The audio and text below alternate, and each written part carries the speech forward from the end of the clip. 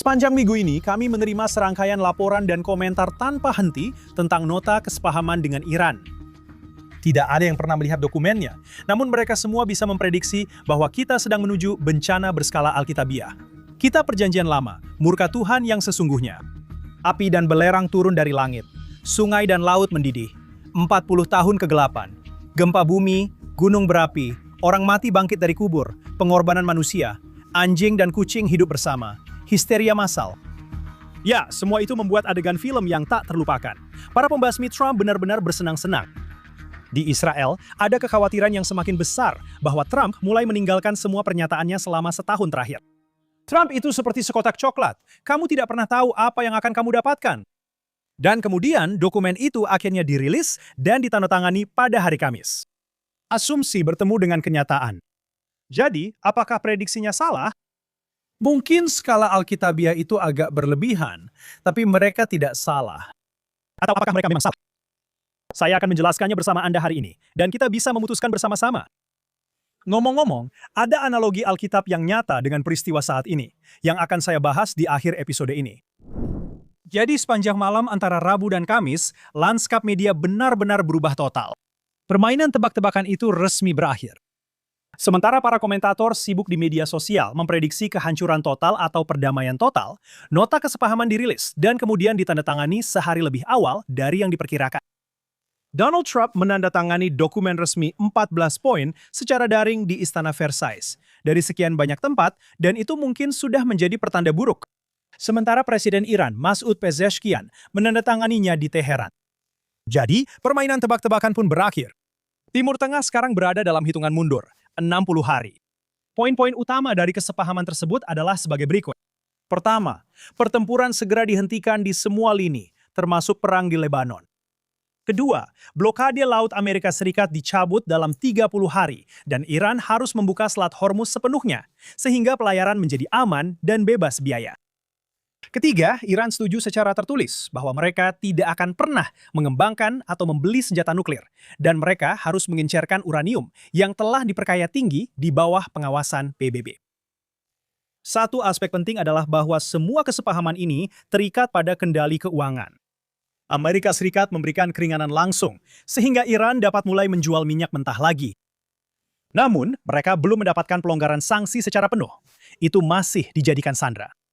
Teks tersebut secara eksplisit menyatakan bahwa pencabutan sanksi secara permanen hanya akan terjadi jika Iran menyelesaikan kesepakatan nuklir akhir dalam 60 hari ke depan. Namun kemudian juga ada kemungkinan perpanjangan tambahan selama 60 hari. Sedangkan untuk dana rekonstruksi Iran sebesar 300 miliar dolar, Trump dengan tegas menyatakan bahwa Amerika Serikat tidak akan membayar sepeser pun untuk itu. Namun, uangnya akan berasal dari negara-negara Teluk dan aset-aset yang dibekukan. Apa sebenarnya arti semua ini? Ada yang menyebutnya sebagai fajar perdamaian yang bersejarah. Dan di balik berita utama, para pemain kunci sendiri, mereka tidak tersenyum. Ketua Parlemen Iran sudah menyatakan bahwa Amerika Serikat tidak bisa dipercaya, dan di sana pihak Iran tetap siap menarik pelatuk. Dan Trump, dia sudah menegaskan bahwa jika Iran melanggar satu saja syarat selama jendela waktu 60 hari ini, dia akan membombardir mereka habis-habisan. Itulah jenis bahasa yang ingin kami dengar. Berbeda dengan film atau media atau laporan media, dalam kehidupan nyata ada sesuatu yang disebut fakta. Sekilas, dan jika dibandingkan dengan retorika yang terdengar sejak awal perang, ini tidak terlihat baik. Israel jelas tidak senang dengan keadaan ini. Dan pemerintah Israel menegaskan bahwa mereka bukan penanda tangan dan tidak akan berkomitmen pada persyaratan tersebut selama Hizbullah terus melanggar gencatan senjata saat ini. Hal termudah saat ini adalah menyebarkan penilaian yang suram dan muram. Sebagian di antaranya sengaja dilakukan untuk menimbulkan perpecahan dan gesekan di antara kaum konservatif di Amerika Serikat, serta menimbulkan jarak antara pemerintahan Amerika Serikat dan Israel. Bukan kebetulan omong-omong bahwa Megyn Kelly kebetulan menantang Wakil Presiden Vance dengan pernyataan dari seorang reporter Israel, Inon Mangal, dari Channel 14, yang dia klaim sebagai corong Netanyahu. Benar-benar omong kosong. Dia bahkan belum pernah mendengar namanya sebelumnya. Dia diberi informasi ini oleh seorang jurnalis sayap kiri Israel, karena merekalah satu-satunya yang akan mengatakan hal seperti itu, karena mereka punya kepentingan untuk menimbulkan perselisihan dan melemahkan Netanyahu. Sangat mudah untuk melaporkan atau berkomentar ketika tidak ada yang meminta pertanggungjawaban Anda. Tidak butuh usaha sama sekali untuk melihat layar dan memprediksi bencana besar. Berkali-kali di podcast saya menyebutkan bagaimana kita di Barat diprogram untuk kepuasan instan. Jadi, masyarakat modern sama sekali tidak punya kesabaran untuk langkah-langkah strategis yang butuh waktu untuk berkembang. Banyak orang yang mengungkapkan kekecewaan besar, membuat orang merasa seolah-olah kita telah dikhianati oleh Trump. Saya lebih memilih untuk tidak masuk ke pola pikir berbahaya seperti itu. Saya tidak tahu apakah memorandum ini adalah hal yang benar, dan saya jelas menolak untuk ikut-ikutan tenggelam dalam pesimisme murahan yang tidak berdasar. Jadi, apakah memorandum itu baik atau buruk? Apakah gencatan senjata itu hal yang baik? Seperti yang saya katakan, saya tidak tahu. Saya tahu bahwa saya ingin para ayatollah bertekuk lutut, atau lebih baik lagi, terbaring di ranjang kematian mereka, melihat mereka menderita dan bukan rakyat Iran. Apakah saya senang dengan semua yang sebenarnya dikatakan oleh Trump? Tentu saja tidak.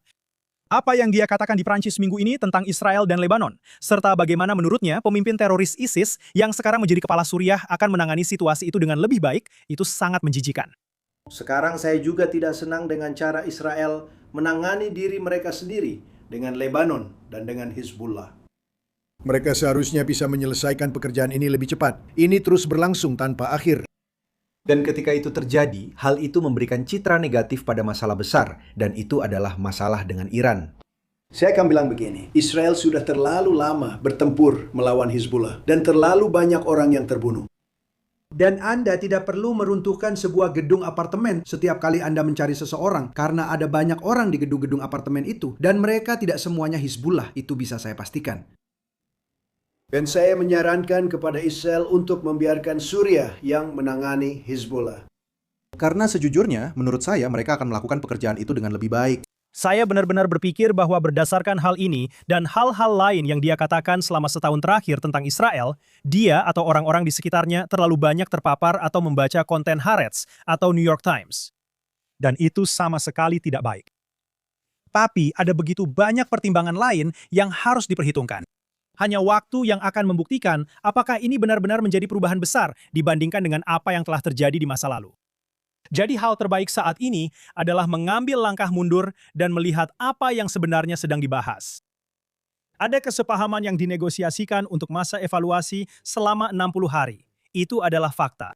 Jika semua retorika disingkirkan, situasi saat ini adalah upaya sengaja untuk memaksa rezim Iran membuktikan niat sebenarnya. Ini memberi mereka kesempatan untuk menyelesaikan konflik, tetapi dilakukan dengan menetapkan batas-batas tegas dan kaku yang harus mereka penuhi dalam 60 hari. Ini adalah bagian dari pola yang persis sama yang telah kita lihat terjadi di seluruh wilayah ini, sejak Hamas mendahului rencana Iran untuk menghancurkan Israel dengan serangan 7 Oktober. Jadi lihatlah Gaza, di mana sebuah komite internasional didatangkan untuk mengambil alih dan memulai pemulihan, tetapi dengan satu syarat yang tidak bisa dinegosiasikan. Hamas harus benar-benar melucuti senjata. Lalu datanglah kesepakatan dengan proksi Iran di Lebanon, Hizbullah, di mana gencatan senjata menuntut agar Hizbullah tetap berada di utara Sungai Litani dan menghentikan penembakan ke arah Israel. Tapi, seperti yang telah diajarkan sejarah kepada kita, kertas itu tidak penting. Yang penting adalah bagaimana kesepakatan itu ditegakkan. Dan selama beberapa dekade, Barat telah membiarkan organisasi teroris yang menyamar sebagai entitas pemerintahan benar-benar mengangkangi perjanjian internasional tanpa pernah dimintai pertanggungjawaban. Perjanjian Oslo adalah contoh utamanya. Resolusi PBB yang membentuk UNIFIL di Lebanon adalah sebuah lelucon. Pembatasan nuklir sebelumnya terhadap Iran berulang kali dilanggar, sementara komunitas internasional dengan sengaja mengabaikan atau menerima pelanggaran tersebut hanya demi melindungi kebaikan bersama dari keseluruhan perjanjian itu. Teheran beroperasi dengan sebuah pedoman. Mereka akan menguji ketegasan kita. Mereka akan melihat sejauh mana mereka bisa lolos dari konsekuensi. Dan disinilah seharusnya fokus kita. Jadi, cerita sebenarnya bukanlah judul-judul berita yang histeris atau keraguan para komentator.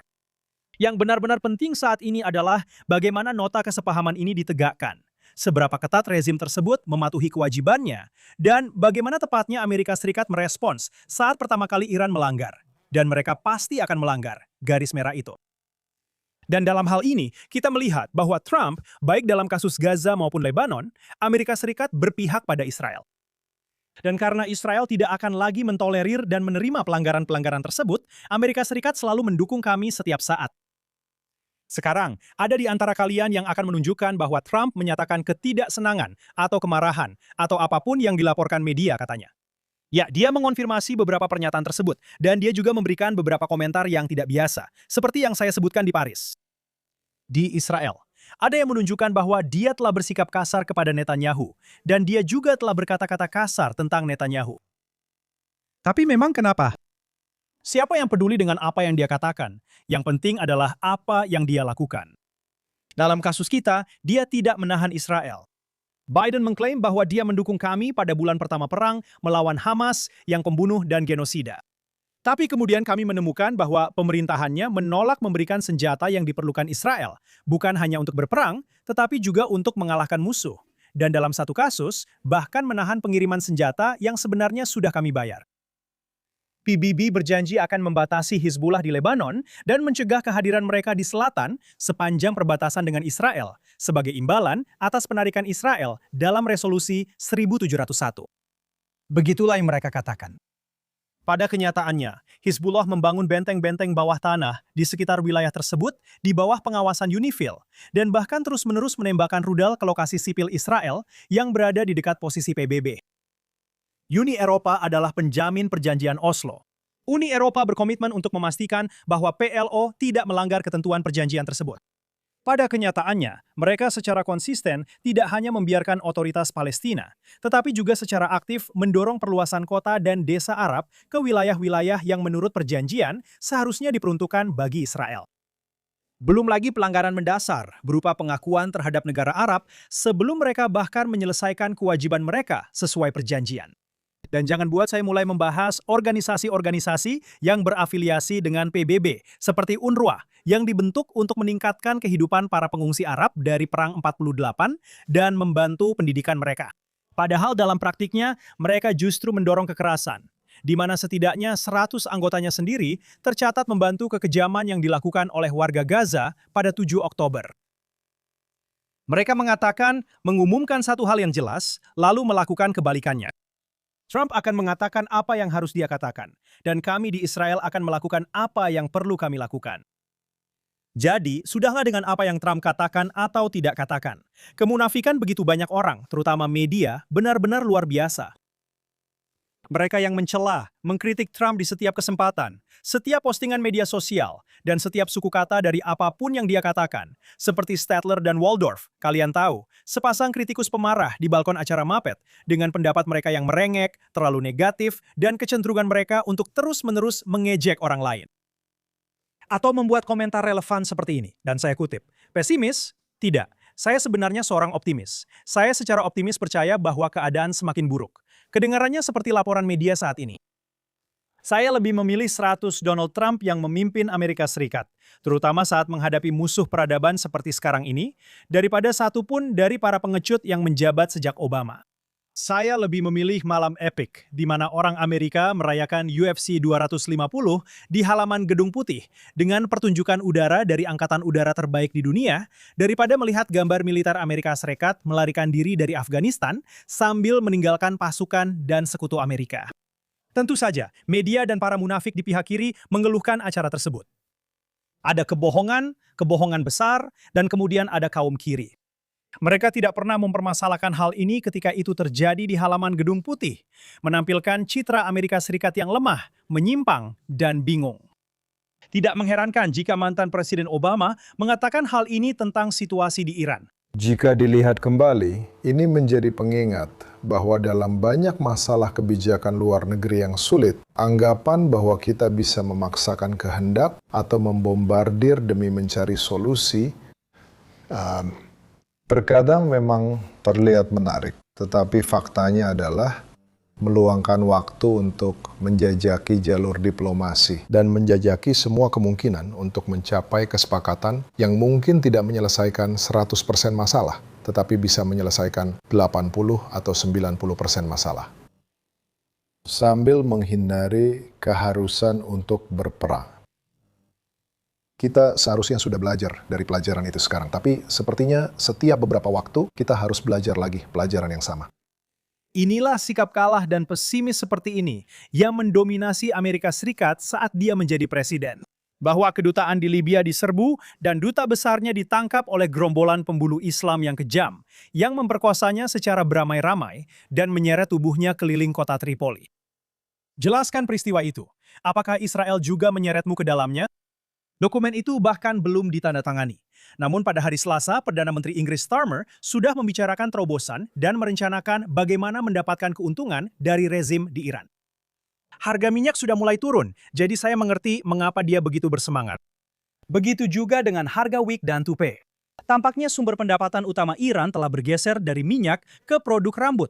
Rambut yang diambil dari lawan rezim yang dieksekusi. Orang-orang yang sekarang sudah tidak ada lagi yang membicarakannya. Masalah bagi saya bukan pada Trump, tapi lebih kepada orang-orang lemah di Eropa seperti Starmer. Terobosan perdamaian. Sudahlah. Mereka cepat memboikot orang Israel yang tinggal dan beroperasi di Yudea dan Samaria. Tapi para ayatollah yang kejam dan pembunuh justru bisa diterima. Mereka yang mengekspor rambut dari orang-orang yang baru saja mereka bunuh.